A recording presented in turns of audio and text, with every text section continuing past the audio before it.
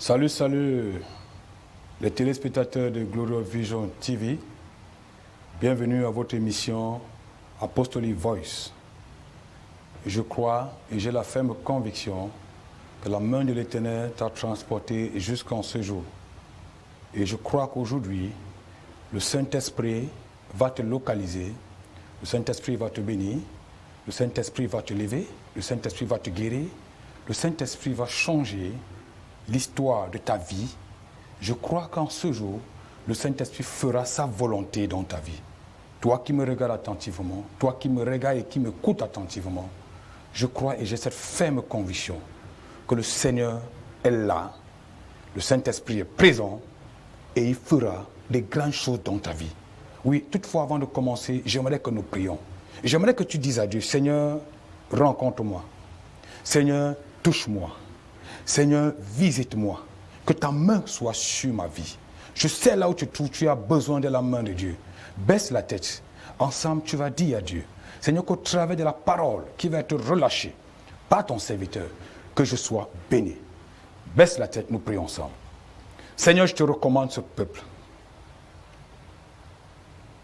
Yahweh, ils sont connectés à cette émission Apostolic Voice. Je prie parce que la distance n'est pas une barrière.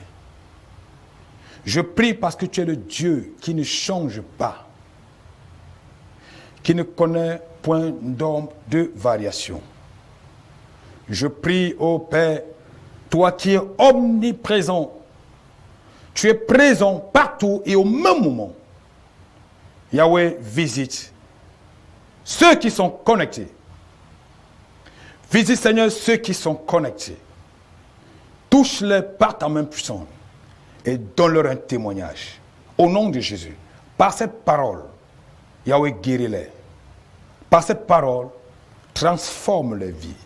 Par cette parole, encourage-les. Par cette parole, Yahweh, bénis-les. Et qu'à la fin, que ton nom soit glorifié. Au nom de Jésus-Christ. Amen. Bien-aimés, ensemble, nous allons ouvrir dans 1 Samuel, le chapitre 3. Nous allons lire le verset 19 à 21. 1 Samuel, le chapitre 3. Nous lisons le verset 19 à 21. Je lis.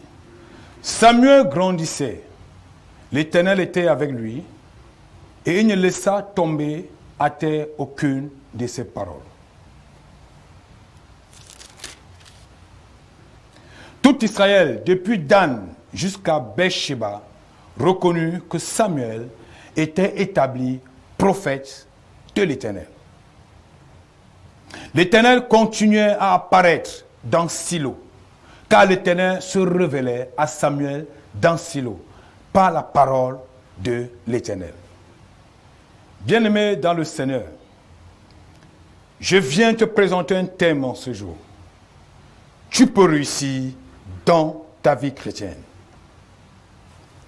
Tu peux réussir dans ta vie chrétienne. Quand nous parlons de réussite ou encore réussir, c'est exécuter avec succès, exécuter avec bonheur une mission qui nous a été accordée. Et quand je parle de vie chrétienne, je parle ici de la marche avec Christ. Je parle ici de la période de ton existence sur la terre en relation avec l'Éternel. Je parle ici de ta communion avec le Seigneur Jésus-Christ. Et je viens te dire, tu peux réussir dans cette communion avec le Seigneur Jésus. Tu peux réussir dans ta marche chrétienne. Bien-aimé, la vie est faite de possibilités et des impossibilités. Et ceux qui réussissent, c'est ceux-là qui voient des possibilités. Par contre, ceux qui échouent, c'est ceux qui voient toujours des impossibilités.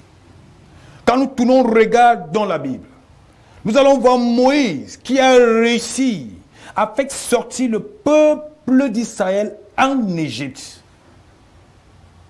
Malgré les difficultés, malgré l'oppression, malgré l'opposition de Pharaon, malgré même l'opposition de ses bien-aimés, Moïse a réussi. Pourquoi? Parce qu'il a vu les possibilités de réussite. Si tu vois les possibilités de réussite, tu vas réussir. Mais si tu vois des impossibilités, tu vas échouer. Le cas de Josué, Josué a réussi à prendre la suite, du parcours, à prendre la succession de Moïse pour amener le peuple à la terre promise. Malgré les défis, malgré les géants, malgré les fils d'Anak sur son chemin, Josué a réussi. Malgré les barrières de Jéricho, Josué a réussi à atteindre la terre promise. Bien-aimés dans le Seigneur, même les apôtres ont réussi. Malgré la persécution qu'ils ont fait face, ils ont réussi à garder cet évangile. Ils ont réussi à prêcher l'évangile. Ils ont réussi à implanter des assemblées. Si nous avons l'évangile aujourd'hui, c'est parce que les apôtres ont réussi à continuer la mission. Pourquoi ils ont réussi? Parce qu'ils ont vu des possibilités. Je suis venu te dire en ce jour, vois les possibilités de réussir. Parce que tu peux réussir dans ta marche chrétienne. Tu peux réussir dans ta vie chrétienne. Nous vivons dans ce monde où il y a plein de défis, plein de challenges. Nous vivons dans un monde où il y a plein de convoitises. Mais je suis venu te dire, tu peux réussir. Dans cette marche chrétienne, tu peux réussir. Retournons dans la Bible. La Bible nous parle de l'histoire d'un homme appelé Samuel. Nous allons utiliser ce personnage pour que tu puisses voir la possibilité de réussir. Le personnage qui s'appelle Samuel, il est le fruit d'une femme qui a passé des années et des années sans concevoir. Sa maman a subi des insultes. Sa maman a subi des querelles. Sa maman a été méprisée. Mais cette femme est restée ferme. Cette femme a vu la possibilité de réussir. Et un jour, le Seigneur s'est souvenu d'elle. Et Dieu lui a donné un fils appelé Samuel. Je suis venu te dire, je ne sais pas qui se moque de toi. Je ne sais pas qui te méprise. Je ne sais pas qui t'insulte. Mais je suis venu te dire, si tu tiens ferme, si tu vois la possibilité de réussir, tu vas réussir. La Bible nous fait comprendre. Ce fils appelé Samuel a vu le jour. Et sa maman avait pris un vœu à Dieu. Que si tu me donnes cet enfant, après le sévrage, cet enfant va grandir dans ton temple. Elle a respecté son engagement. Après l'âge du sévrage, elle a remis l'enfant au temple. Et dans ce temple se trouvait un homme de Dieu appelé Élie. Élie le sacrificateur. Élie qui avec ses deux enfants, ses deux fils. Mais la Bible nous fait comprendre, par rapport à cette vie de Élie, ses enfants et Samuel, nous allons voir les possibilités de réussite.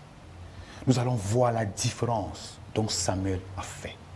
Je suis venu te dire, pour réussir, tu dois faire la différence. Pour réussir, tu dois faire la différence. La Bible nous dit, 1 Samuel chapitre 3, permettez-moi, je vais relire ce texte.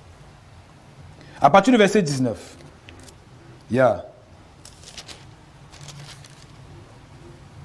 Samuel grandissait et l'Éternel était avec lui. Donc Samuel, le tout petit garçon que sa maman lui a laissé au temple, Samuel, il grandissait. Et l'Éternel était avec lui. La suite. Il ne laissa tomber à terre aucune parole qui sortait de la bouche de Samuel. Pourquoi est-ce que Samuel grandissait et était avec lui? Premier point. Samuel vivait au milieu de ses frères.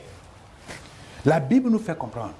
Les enfants d'Élie avec des comportements abominables, des comportements qui offensaient Dieu.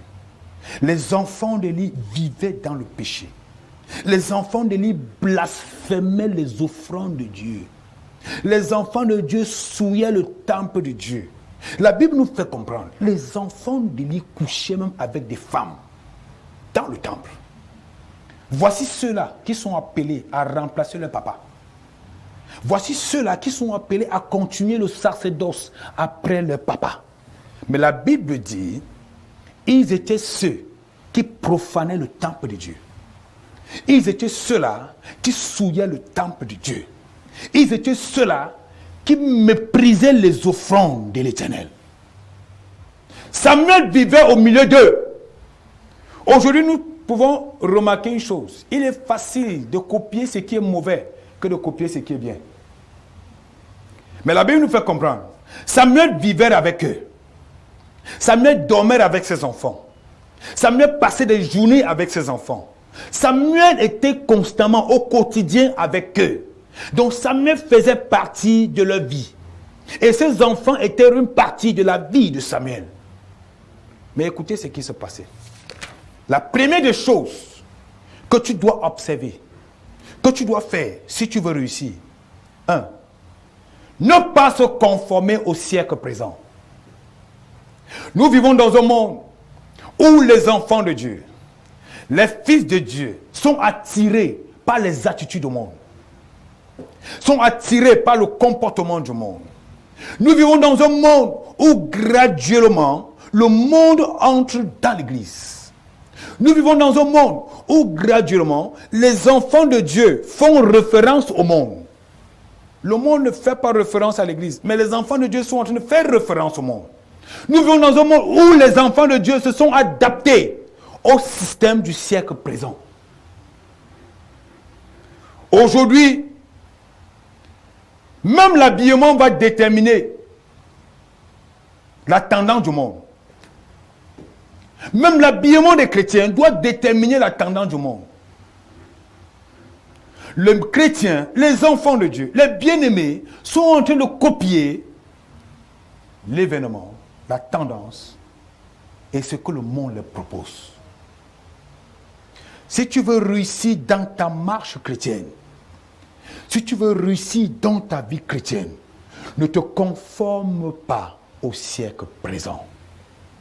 Ne te conforme pas à la loi et aux principes du monde. Ne te conforme pas à ce que le monde te propose. Samuel, au milieu de ses frères, a refusé. Samuel, au milieu de ses frères, a compris qu'il ne doit pas se conformer au siècle de son temps. Samuel a compris qu'il ne doit pas copier ce qui est mauvais, qu'il ne doit pas suivre le mauvais exemple. Il était facile pour Samuel de copier le mauvais exemple. Permettez-moi, et vous allez m'excuser, je suis quelqu'un, un tempérament un peu très chaud, et je transpire beaucoup, même s'il y a la climatisation. Je continue en disant ceci. Samuel avait des raisons, il avait des motifs pour dire non, si les enfants du sacrificateur se comportent ainsi, moi aussi je peux le faire. Oui, moi aussi je peux le faire. Si ceux-là qui sont appelés à remplacer leur papa dans le sacerdoce peuvent le faire, moi aussi, qui suis-je? Je ne suis pas de cette lignée. Donc je peux aussi le faire. Et je ne serai pas accusé. Parce que les enfants le font aussi. Et c'est ce que nous vivons aujourd'hui. Dans le royaume de Dieu, dans le corps du Christ, plusieurs copies ce qui est négatif. Et quand la question est posée, on te renvoie vers une tierce personne. N'as-tu pas vu tel? N'as-tu pas vu un tel? Voilà ce qu'il fait. Pourquoi c'est à moi que vous venez vous adresser? Ne nous conformons pas au siècle présent si nous voulons réussir dans notre marche chrétienne. Ne nous conformons pas à ce siècle. C'est la première règle pour réussir dans ta marche chrétienne. Parce que si tu acceptes de conformer au siècle présent, tu vas te détourner des principes du royaume. Romains chapitre 12, verset 2. L'apôtre nous dit ici de ne pas nous conformer au siècle présent, mais que nous soyons renouvelés. Romains chapitre 12, le verset 2. L'apôtre nous fait comprendre. Ne vous conformez pas au siècle présent. Ne vous conformez pas au siècle présent. Mais soyez transformés par le renouvellement de l'intelligence, afin que vous discerniez quelle est la volonté de Dieu, ce qui est bon, agréable et parfait. Ne te conforme pas au siècle présent, bien-aimé, mais sois transformé par le renouvellement de l'intelligence. Que ta pensée soit renouvelée. Sois transformé par les informations que tu reçois. Et d'où viendront ces informations? Dans la parole de Dieu.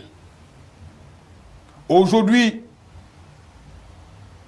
le corps de Christ, ou encore les bien-aimés, ou encore les fils et les filles du royaume, ne s'intéressent plus à la parole de Dieu.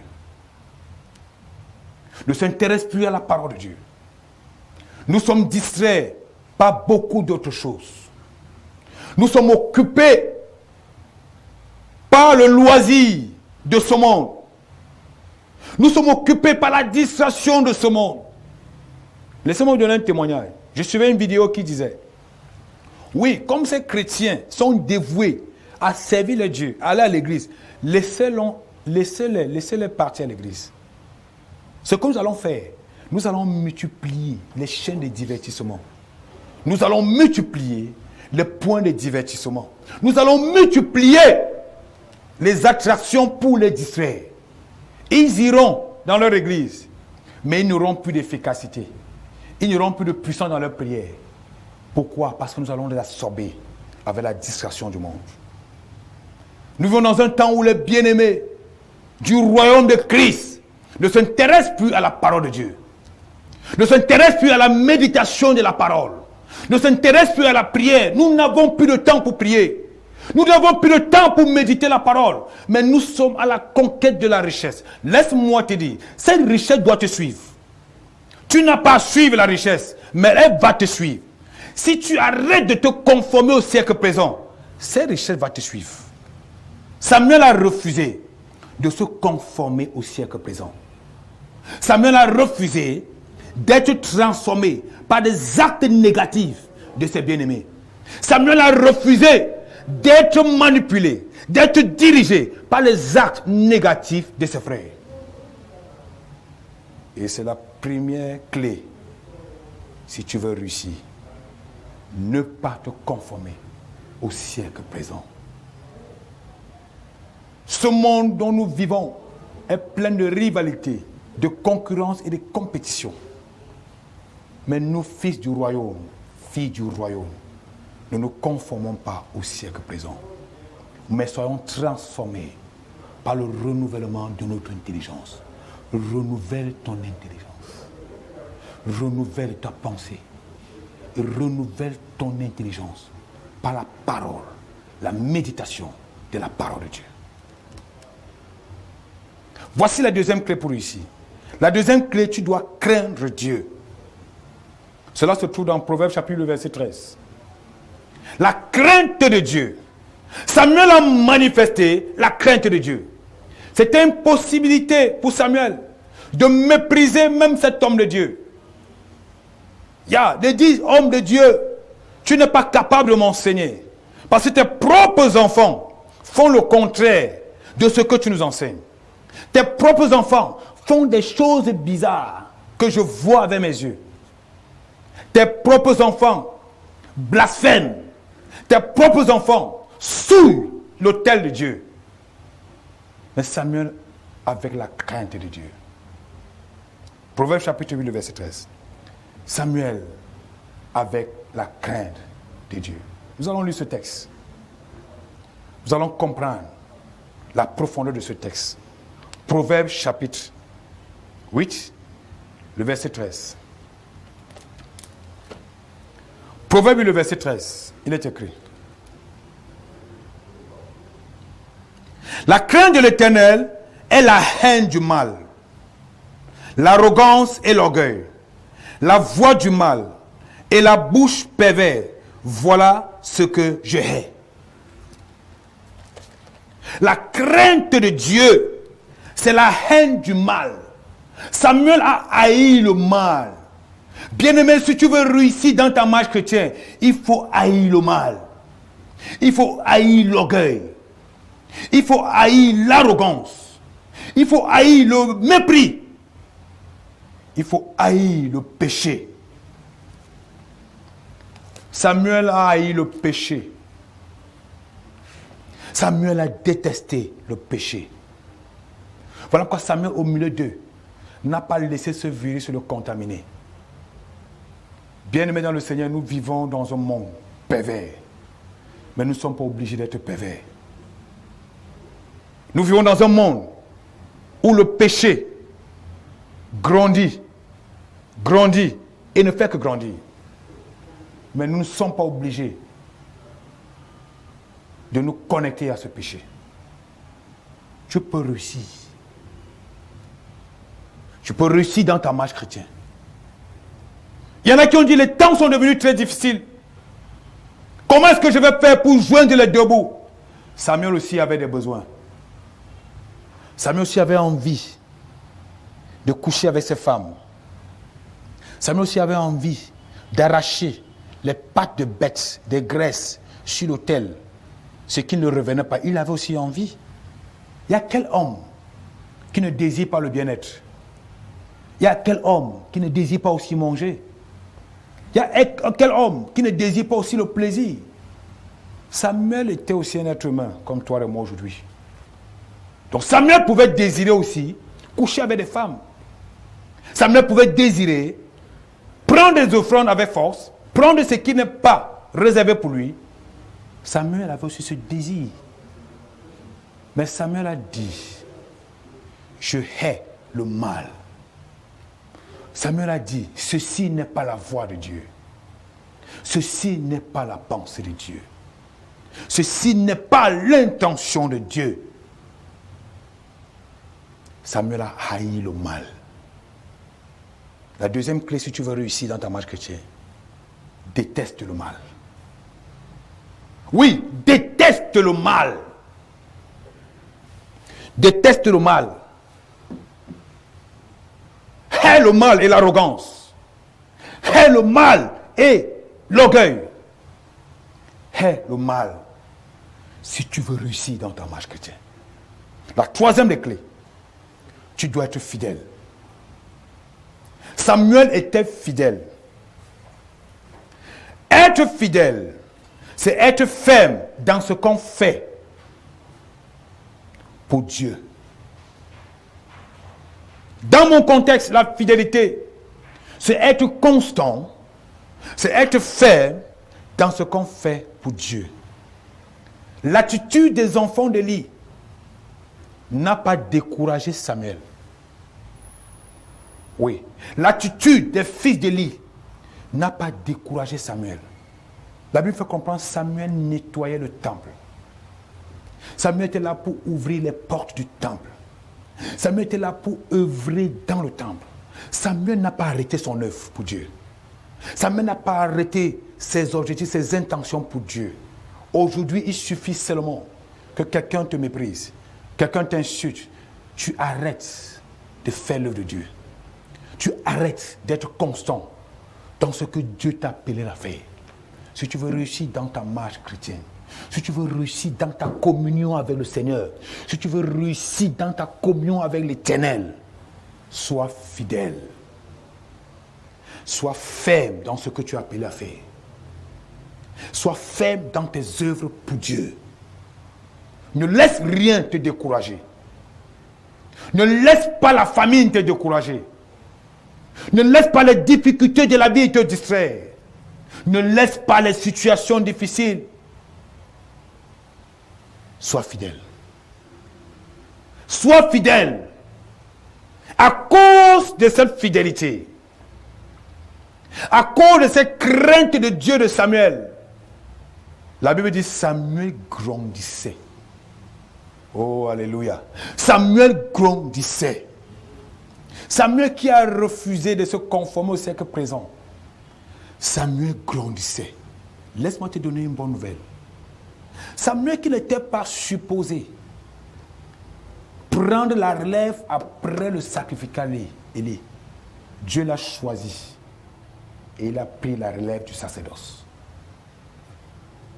À cause de sa crainte, à cause de sa fidélité, à cause de son amour pour Dieu, malgré les tentations autour de lui, Samuel, Dieu lui a distingué. Et je prie que le Seigneur te distingue. Je prie que le Seigneur te distingue. Là où Samuel n'était pas supposé entrer, à cause de sa fidélité, Dieu l'a fait entrer en cet endroit. La chaise dont Samuel n'était pas supposé s'asseoir, à cause de sa fidélité, à cause de sa crainte, à cause du fait qu'il a haï le mal, Dieu lui a donné cette chaise. Et je suis venu te dire, tu peux réussir. Là où tu ne pouvais pas entrer, là où tu ne pouvais pas parler, là où tu n'étais pas programmé, où le protocole t'avait limité, Dieu,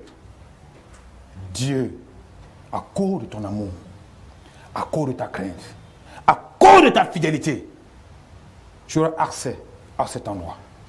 C'est-à-dire que Samuel grandissait. L'Éternel a fait grandir Samuel. Aucune parole ne pouvait tomber de la bouche de Samuel sans avoir des effets. Samuel est devenu juge d'Israël. Samuel est devenu prophète d'Israël. Samuel a eu double casquette à cause de son engagement avec Dieu. Je vais conclure en disant, la présence des défis dans ce monde, dans la marche chrétienne, n'est pas ignorée. Les défis sont autour de nous. Mais toi, tu peux réussir. Si tu refuses de te conformer au siècle présent. Si tu refuses de te conformer au siècle présent. Si tu crains Dieu. Si tu es fidèle au Seigneur. Tu vas réussir. Je dis, tu vas réussir. Et je prie pour toi en cet instant. Toi qui as levé les mains et dit, oh Dieu, à partir d'aujourd'hui, je refuse de me conformer au siècle présent. J'accepte craindre ta parole. J'accepte être fidèle envers toi. Je déclare dans ta vie que le protocole qui te limitait se brise. Que la loi qui t'avait limité, cette loi se brise. Et je prie que l'Éternel te distingue. Comme il a fait avec Samuel. Je prie que cela soit ta portion. Dans le précieux nom de Jésus-Christ. Je déclare et je décrète dans ta vie. Parce que tu as écouté ces paroles. Je prie que la puissance de la parole de Dieu te localise là où tu es. Et change ta destinée. Et change ta vie. Que la puissance de ces paroles te donne de dominer les défis. De dominer les challenges. Et de réussir dans ta vie chrétienne. Au nom puissant de Jésus-Christ. Sois béni. Et que l'Éternel soit avec toi. Au nom de Jésus-Christ. Amen.